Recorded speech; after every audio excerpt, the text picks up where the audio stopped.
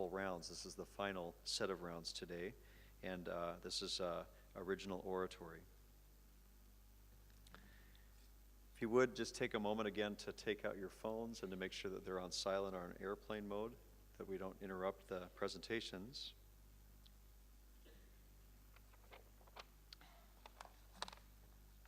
Original oratory requires a speaker to prepare a 5 to 7 minute persuasive speech ahead of time on a topic of their choice. After each participant, ask that you remain silent as the judges give feedback, written feedback, and then applaud loudly as the next participant comes up. If you need to leave for any reason, we ask that you wait for those in-between times and that you do that silently. And we have 6 different participants. So as soon as we have Judge 67, we'll get started. Thank you.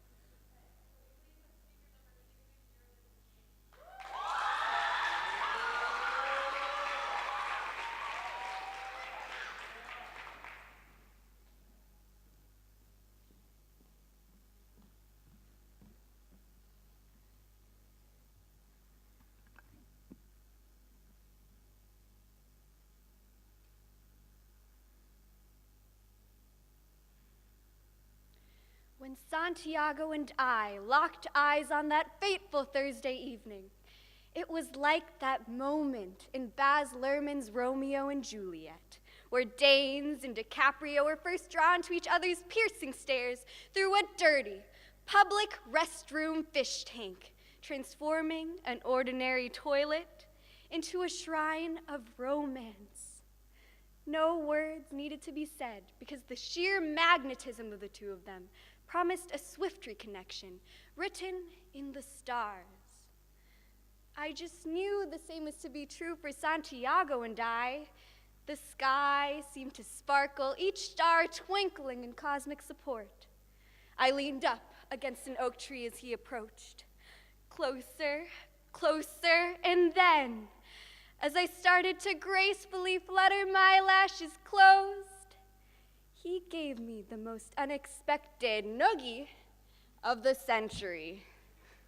Then, he thanked me for being so nice during his exchange because he'd really been missing his girlfriend.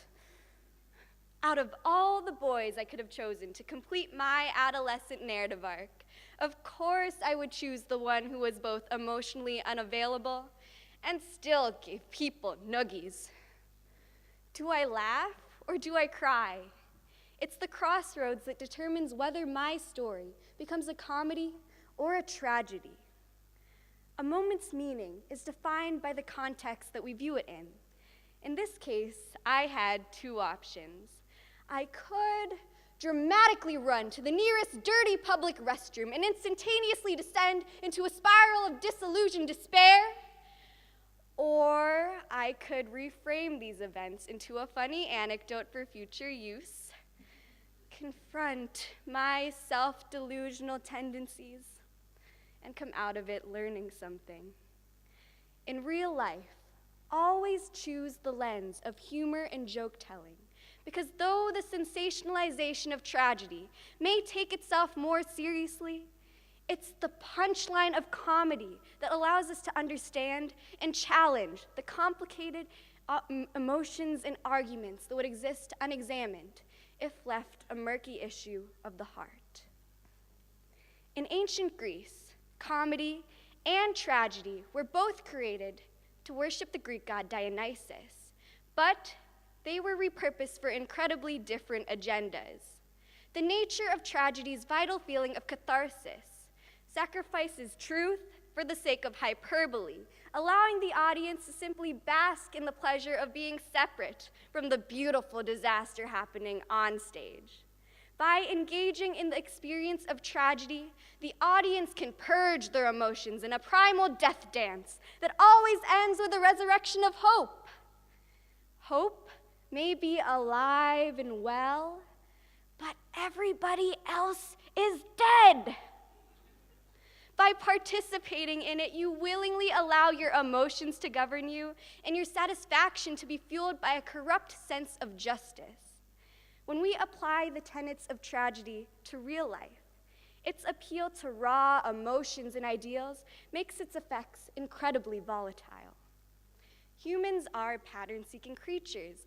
We're easily drawn in by dramatic headlines, and then this tragic formula has been ingrained in our minds by the amount of airtime we give tragedy as a form of entertainment. Tragedy is inherently self-involved, so the more of it that we intake, the more perspective we lose. In today's refugee crisis, the damage of exaggerated tragedy can be seen in the numbness and lack of action in many Americans. The fear that this pattern of tragedy will follow these refugees into our home and endanger our own families and ideals enables irrationality and zealotry. We don't want people we know to be the ones to all die in the end.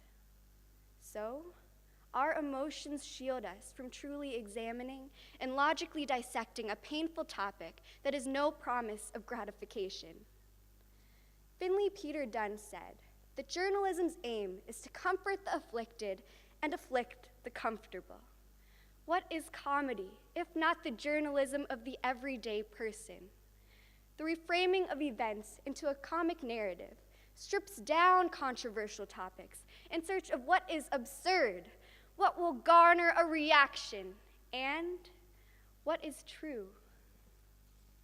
Nothing is sacred, and comedy can probe these complex circumstances without drawing any blood, because the first concern of a comedian is to make us laugh. Throughout history, it's the court jesters and the joke tellers that become our surgeons of truth. In ancient Greece, playwrights would poke fun at local politicians using body humor to comment on topical issues through a ridiculous parody of them. Now, late-night talk shows and Saturday Night Live act in a similar way, examining and debunking the claims of real news. According to the Nielsen Company, the summer of 2016 saw The Late Show with Stephen Colbert have over 3 times the amount of viewers that CNN did. Yes, these caricatures are biased, but comedy will always be more truthful than tragedy because it is not a product of all-encompassing emotion. It's a curated synthesis of details that highlight what is ridiculous about a situation to provoke further thought. Comedy and jokes capture the emotional truth of situations because they hold a mirror up to our society and capture the most potent parts of each issue put under their looking glass. Recent sports journalism reminded me of one of my favorite jokes, the Chicago Cubs, my home team. 108 years of losing, all because of a tavern owner cursing the team for kicking out his smelly pet billy goat. Cubs fans have reframed our narrative of sucking into a century of owning our lovable underdog title. By turning our tragedy into a joke with our own hands, we can endure by seeing the humor in ourselves. So, 2016, the Cubbies are coming in with the best record in the whole league, and I just knew that our lovable underdogs were gonna let us down once more. It was written in the stars, and that was okay. Then, in the most Dionysian reversal of fortunes, irony died, hope was reborn heroic, and the Cubs won. This unexpected turn of events reminded me that the best thing comedy can always give you is still the satisfaction of a punchline. Thank you.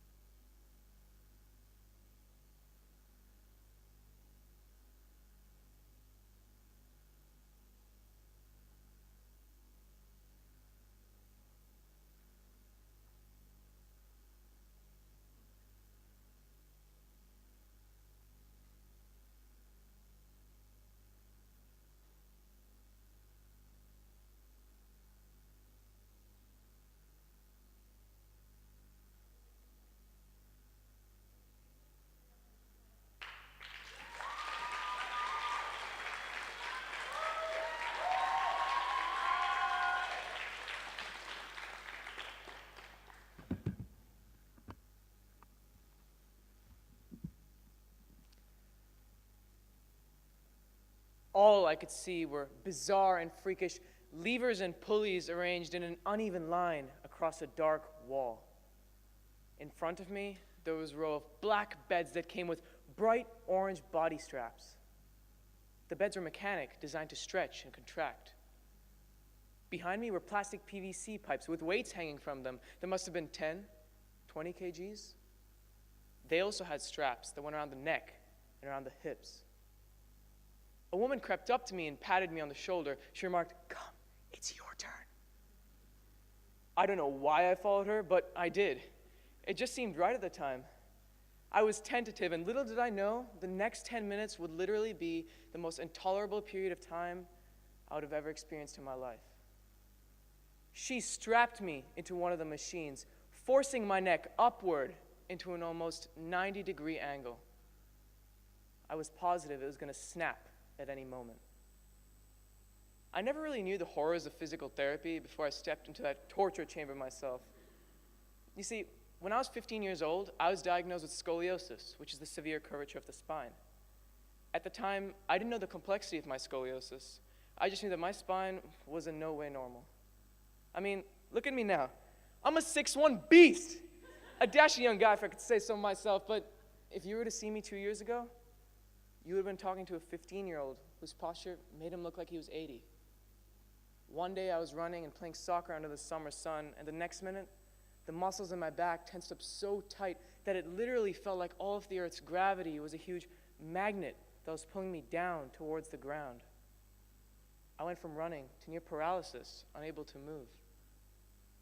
2 months later, when I walked into that torture chamber that was my doctor's office, I was seeking answers as to why I was immobilized after playing just 2 hours of soccer. And he said something to me that not only made me fearful for my own health, but for the health of my friends and people my age, like you all.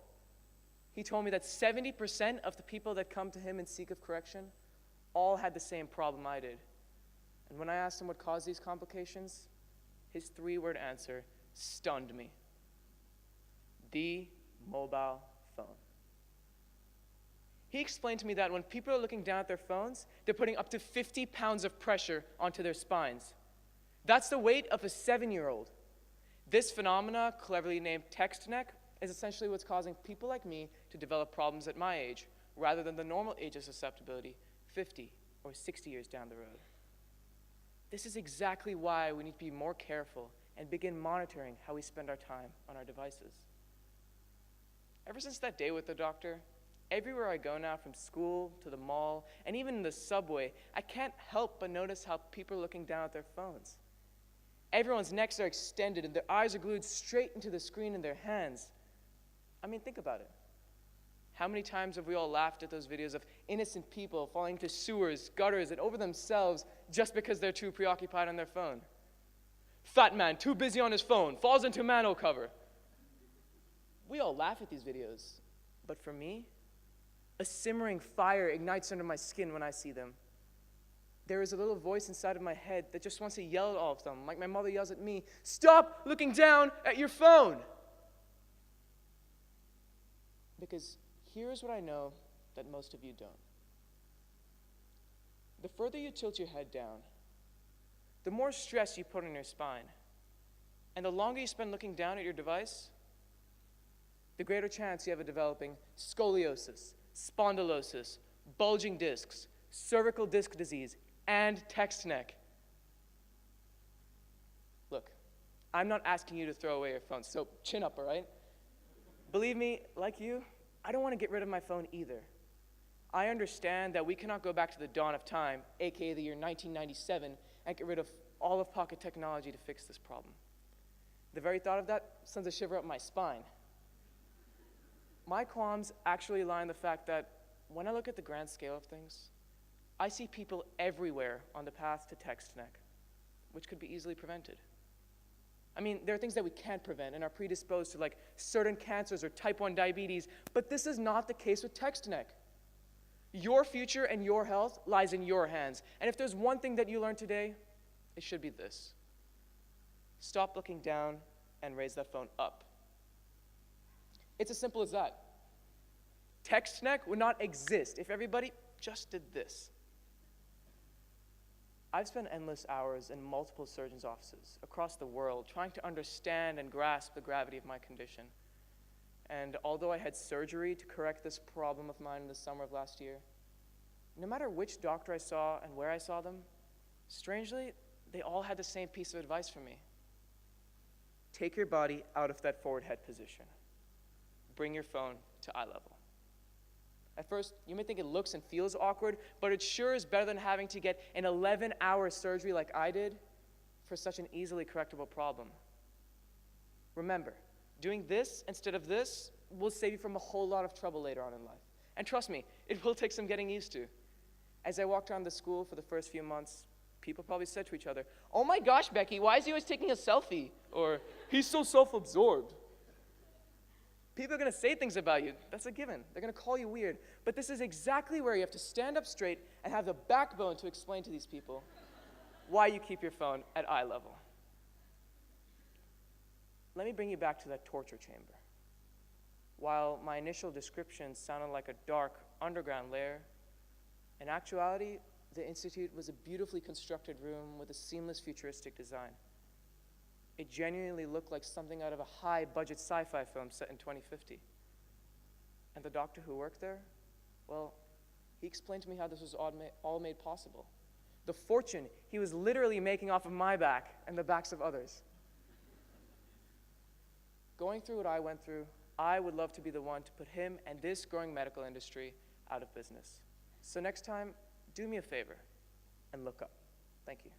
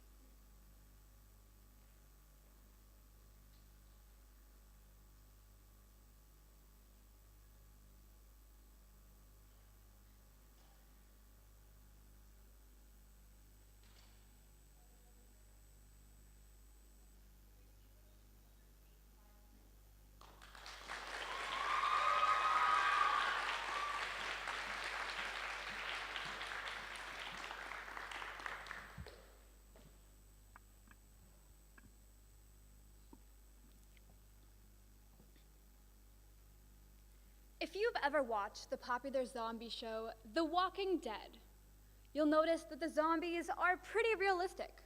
They walk, grunt, look just like zombies. In fact, all of the actors have graduated from zombie school, a series of classes and auditions to get your zombie strut ready for the big screens. But there's another type of zombie that doesn't need to go to school in order to start acting like one. Now, this type of zombie might look more familiar to us. Its scientific name? Homo sapien. In fact, humans in their natural habitat only need to become addicted to social media in order to become zombies. So today we'll take a look at how all of us are infected with this social media pathogen that is detrimental to our happiness. We'll explore how, though it can appear positive, we end up gorging ourselves and become addicted. Finally, we'll come back to life with some solutions to our zombiedom. Zombies love to eat living humans. In the popular video game Plants vs. Zombies, they're always after brains, but not because they're trying to get a higher SAT score. No, all they care about is finding food. Well, that's just like humans trying to find a Wi-Fi signal to get on social media. We live life in our phones, and we end up incredibly obsessed and unhappy. But what makes you happy anyway? Well, the Harvard study of adult development claims to have the answer to this question. Starting in 1930, this study tracked the progress of 724 men from all walks of life, and over the course of 75 years, periodically asked them questions about their life, their work, their health, and their happiness in general. And what did they find? It was the quality of the personal relationships these men had that determined just how happy they were. Now you're probably thinking, okay, hold up. I've got my personal relationships right here on my phone. Well, that's not quite true. In fact, there's an important distinction between personal relationships and Facebook friends. And this is where we often get confused. Instead of quantifying the number of friends we have, we should focus on the quality of those relationships. The interesting thing is that our Facebook friends simply represent people who can like our photos. Social media users feel an immense pressure to get a lot of likes.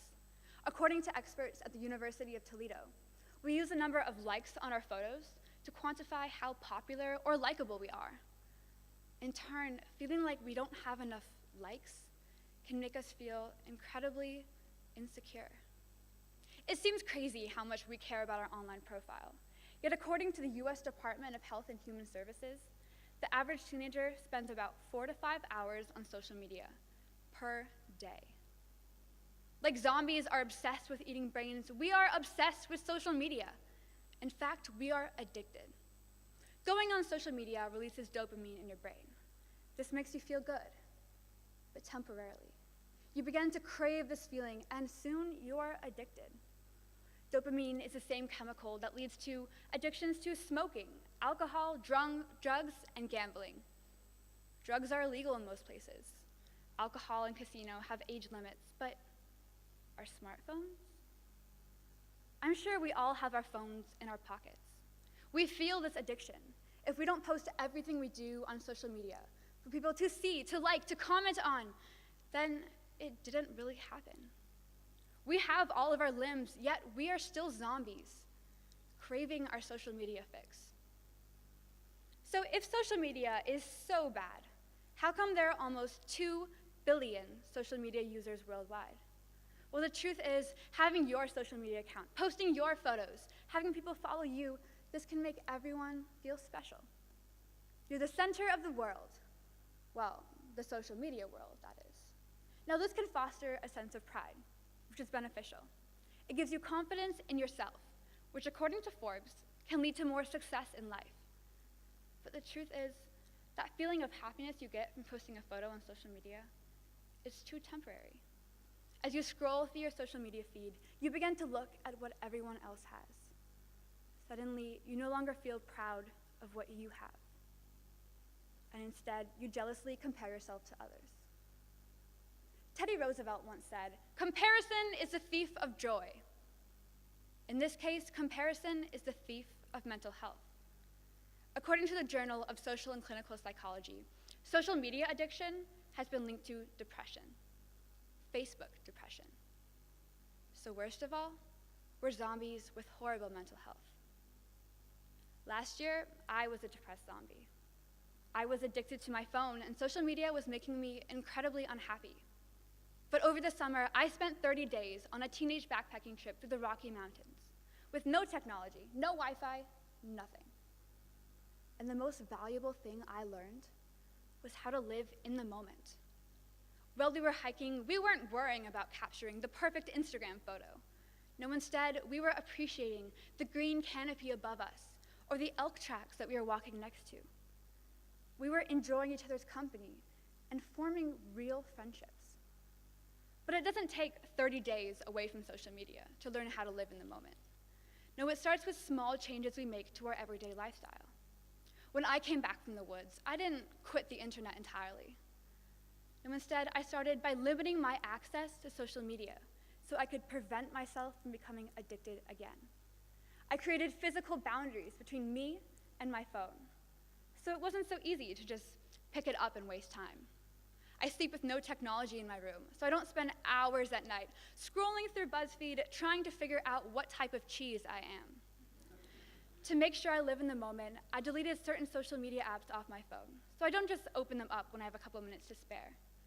No, instead, I have a conversation with the person next to me.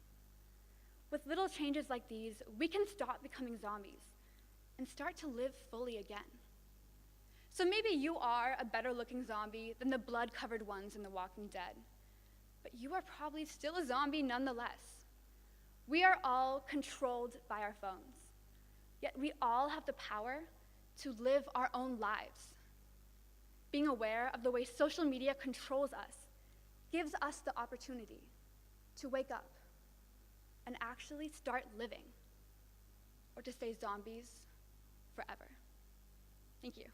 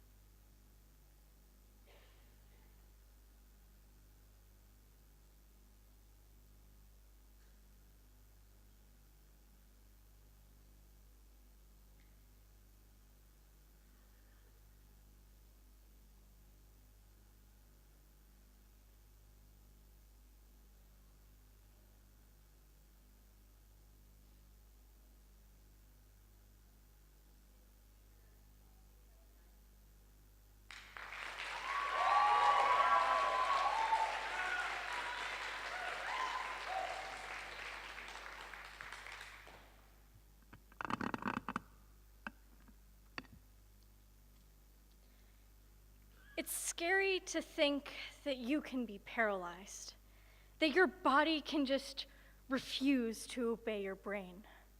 But standing in the middle of train tracks in a station in Paris, with the train barreling down at me, I'm paralyzed. I want desperately to escape my approaching death, but I can't. Not because I lack the capacity to move, however, but because it's not really me standing there. It's Hugo Cabret, crouched over in the throes of the tracks, completely oblivious to that omnipotent train.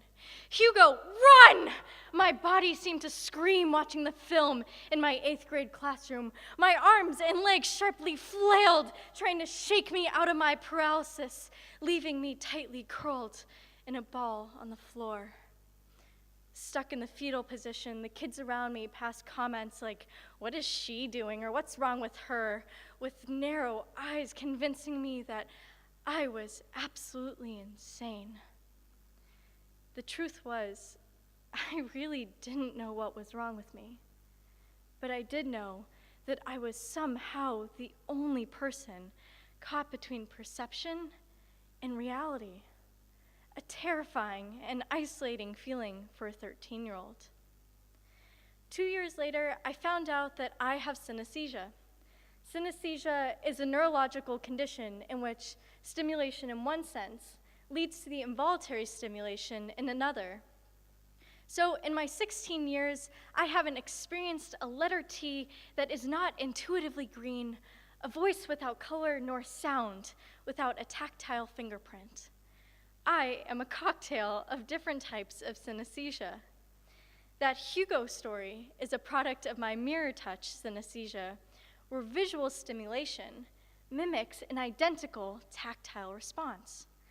So, for an example, if you were standing in front of me holding a glass of water, I can feel the weight and pressure of a glass in mine. Possibly the most interesting facet of mirror touch synesthesia is its link with a heightened sense of empathy. As a mirror touch synesthete, I think I would agree. For example, when one of my best friends, Jane, is anxious, it feels as though there's a taut string connected from the corners of her mouth to her ears. And when she walks down the hallway, Sometimes she just gets so excited walking and talking that she missteps her Birkenstocks. It's sometimes literally painful to walk in Jane's shoes. But don't be fooled. While it may seem cool to live in a world of many different simultaneous perceptions, I would like to assure you, it's not all I've just made it seem. To me, empathy is merely a response to stimulation. Yes, empathy is, as defined, the ability to sense other people's emotions, coupled with the ability to imagine what someone else might be thinking or feeling. But before anything else, to me, empathy is a reflex. It's intuitive. It works faster than my thoughts. It's like being at the doctor's office when they check your knee reflexes. You can see your leg flinch, but it takes a few seconds for your brain to catch up. Though this may seem like a superpower, I believe that empathy has so many limitations. While I may feel that glass in my hand, I can't feel the temperature. I don't know if it's hot to the touch or a dull lukewarm. And just the same with Jane, I can experience her involuntary display of anxiety through her facial expressions. But I don't know if she's like me and feels anxiety as a heating chill running down her neck and in the back of her arms, or she feels it in her fingers or her toes. And I will never know. But it's not because I won't ask, it's because I can't respond to every stimulation. The truth is, having mirror touch synesthesia can sometimes feel like a curse. I'm under a spell that can't be undone. I can never turn the stimulation off. And as a consequence, I too often choose to shut down. When writing this speech, my team suggested that I put in examples where I've ignored my empathy, and honestly, I don't even know where to begin. I do it every day, all of the time, to cope with my overstimulation. I do it in the cafeteria where I feel the familiar quivering of a chin. I do it at home, at the dinner table, not even after a long day, and I probably did it 5 minutes before this speech. So I have to wonder, is empathy alone worthless? But okay, maybe our belief in this trait isn't completely unwarranted. It's misdirected. I think what we really value is empathy turning into action or kindness, but we blend the two together. We confuse empathy for kindness. For example, recently the upperclassmen at my high school took a personality assessment, and empathy came up as one of our top traits. But if you were to walk down the hallways or through the library and cafeteria and ask our students if they feel as though they are in an empathetic environment, my guess is most would say no. I know at least I would. Just last week when the SAT results came out, the cafeteria turned into a masquerade ball as we all danced with nervous energy, hints of envy, and unspoken but cutthroat competition. But we know this as a school. So as conversations fused with color in my mind, I came to the conclusion that maybe we aren't missing empathy. We might just be missing some kindness. I can't tell you for sure whether the kids in my 8th grade class that day felt what I was feeling. I don't know if they understood the paralysis I felt. But what I do know is that for the number of kids making me feel as though I was on the outside, there were just as many asking if I was okay or trying to look in. Whether or not they felt my pain didn't matter. What mattered was that some of them chose to act and some of them didn't. So let me take you back onto those train tracks. You have a train of mixed senses, empathy, and emotions constantly barreling down at you. You feel the rails beneath you quivering, suggesting that it might be time to make a move. So, what do? Do you sit there and wait for your scene to end? Or do you shake yourself out of that terrifying moment of paralysis and act? Thank you.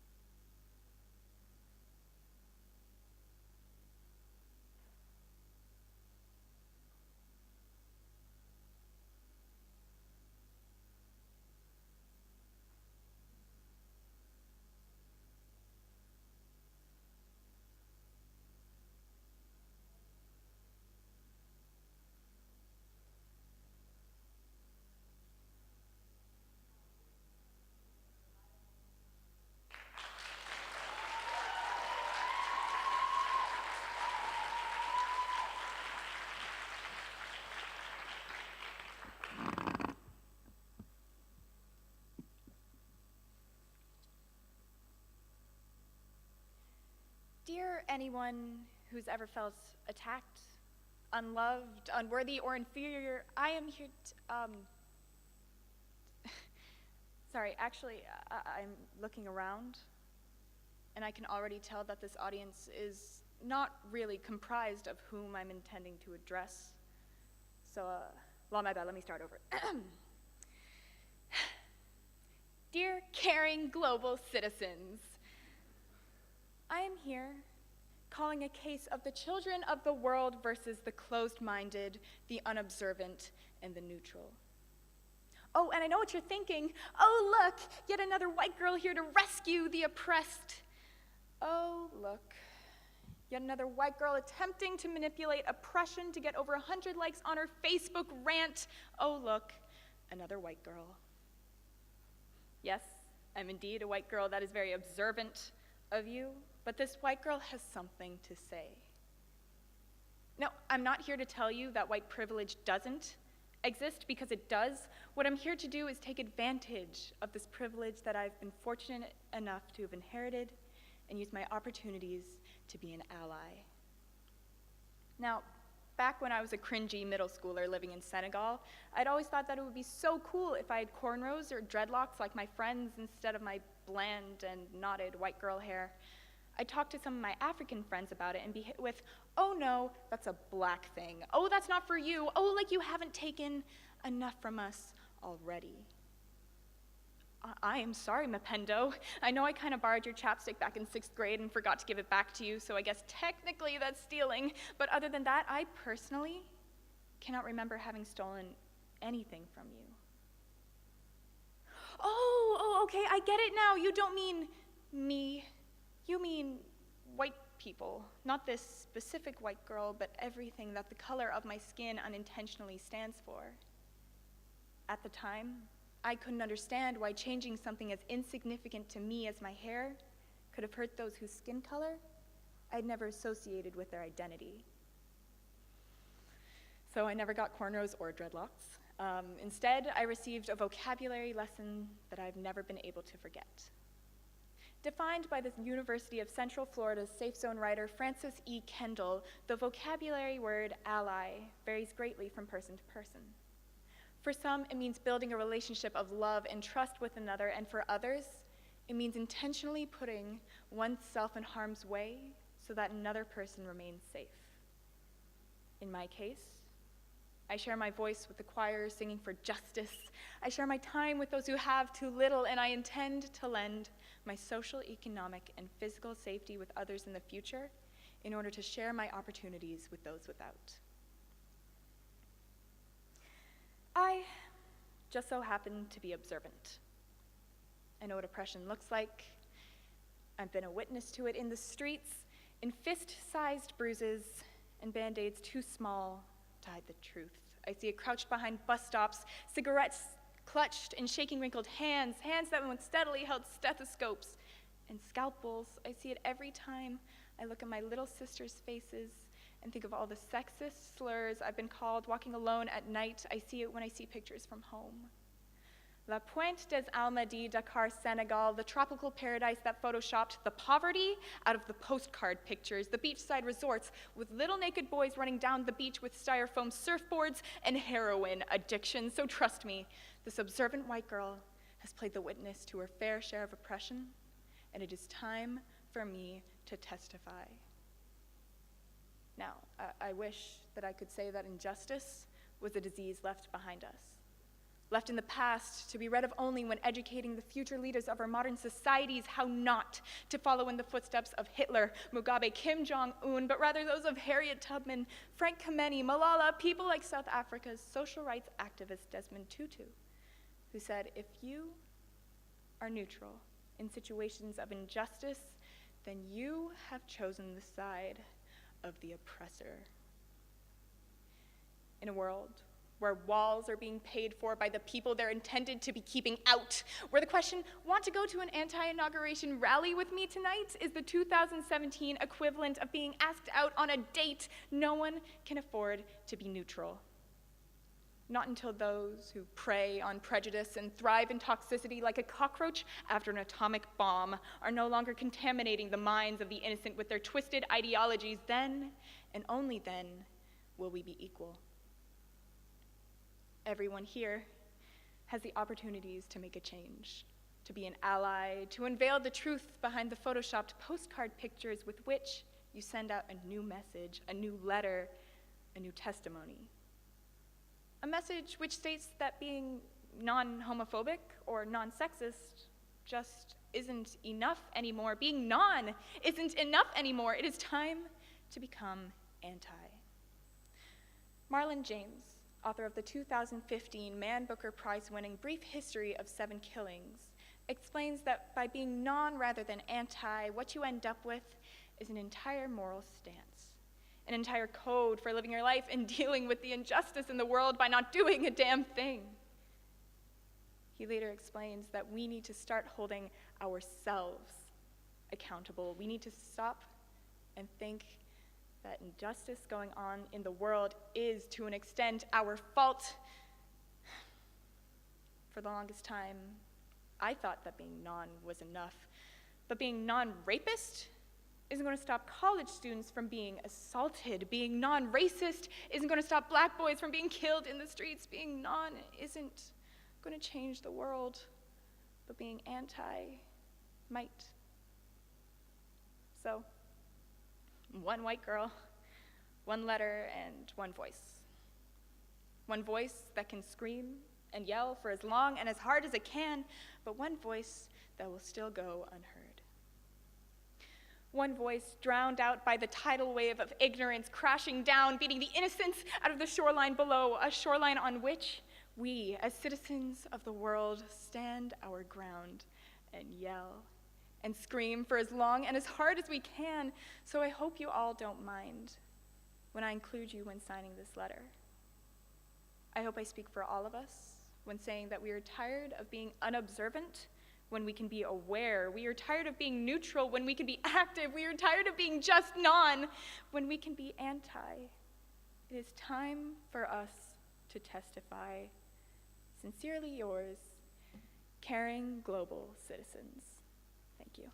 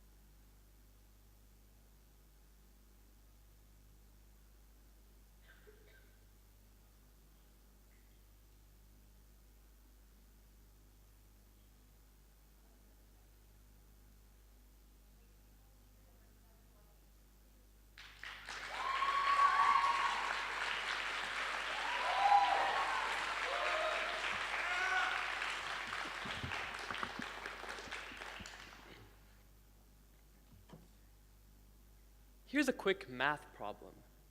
Within the next year, you need to apply to college in the United States, but your resources are limited. Given that your budget, X, is in the domain 0 to 10,000, and that your citizenship is Finnish and Palestinian, write an equation to optimize your choice of which colleges to apply to. This might sound like a hellish throwback to your last math exam, combined with the way too familiar struggle to make college decisions. In non-math terms, I'm facing financial and ethnic constraints that hurt rather than help me. And on far too many nights, I can find it hard to sleep thinking about the possibility that all my hard work in high school won't pay off as I transition to this next phase of my life. Although my college process terrifies me, I found a way to lower my stress levels and tame my fears. I think in math. Full confession, I'm in love with math. I love her more than the perimeter of a fractal and more than the value of a function at its asymptote. And because she's my girlfriend, she's going to help me get through this problem. My long-term relationship with math started in the 8th grade when I was working on what seemed like the hardest problem I had ever come across.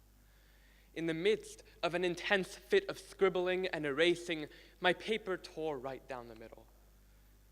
As a melodramatic adolescent, I threw my pen across the room, convinced I would never figure this out, and I should just drop math next year and become a humanities person. I would learn to love poetry, and I would not be repulsed by words like anaphora and cadence. I rejected that idea just as quickly as it first crossed my mind, because intuitively I knew it wasn't true. I had to defeat this math problem before I could feel at ease. So that's how our relationship started, in competition, but I like to call it our own special form of courtship. We slowly fell in love because for all of the torn pages math has thrown at me, she's never failed to nurture me with solutions. That's really what makes my girlfriend tick. Solutions. After a long day, I often laugh at my own eccentricity as I think, I can't wait to go back home and start my math homework. That's because I know that for every problem, there's always a solution. She shows me that everything really is simpler when you're looking at it through a pair of clarifying glasses with lenses made of hyperbolas and framed with log functions. Her glasses give me a clearer vision of what I'm dealing with. If I take the college problem I've been facing and apply a math perspective to it, I'll have an easier time solving it. My girlfriend reminds me that the best way to represent my predicament is as a complex number in standard form. That basically means it's represented as a plus bi. So take, for instance, a number like 3 plus 5i. It's special because it's not purely real. So we can't ever count to 3 plus 5i on our fingers or see 3 plus 5i people in a room. But that 3 is a real number. We're just adding the 5i, or the imaginary part. I can break down my decision in terms of these complex numbers. We'll start with the a, the real part. That's the rational side, stuff like data and numbers. In my college problem, that's my budget of $10,000 and my citizenship. Now, because most US colleges cost upwards of $60,000, that obviously leaves me about $50,000 short if we do the math. I can rationally solve this problem with a scholarship that's available for international students. But there's also the BI, or the imaginary part. In decisions, these are emotions, and much like imaginary numbers, they are harder to quantify, but they are just as much a part of the problem. I also have to consider where I want to live, what my parents want, what matters in terms of student life, and where I'll be happy. These are all less concrete things, but they are an important part of the process of applying. I can't ignore these factors, so this is where my girlfriend helps me out. Her ability to see the big picture reminds me that there's a reason we put the real and imaginary part of a complex number on different axes. Their lines don't always want to pull in the same direction. There's the budget, but also the student life, my citizenship, but also my parents' opinions. By thinking in math, I get to plot the intersection of logic and emotion. And where those lines intersect, I see the schools I'm looking for, and I can plan out my course of action. In a world where it seems we are increasingly bombarded with pathos, we often fail to see the logic that's right in front of us. We forget that there's reason we put the real and imaginary part of a number on different axes. We forget that emotions and logic each have their own practical domains. That's as true for calculus tests as it is for the tests we encounter throughout life, and it's why we all need math and her perspective. It would be naive of me to say that this clarity makes life easy. Often, all we get is a better look at a problem that still seems unsolvable, even with the help of math. I am in love with her, but our relationship isn't perfect either.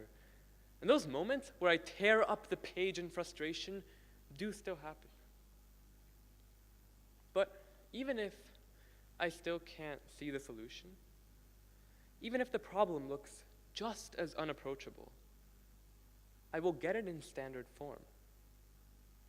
I'll be able to plot it out and make an informed decision, even if it is still just a conjecture searching for a proof. Thank you.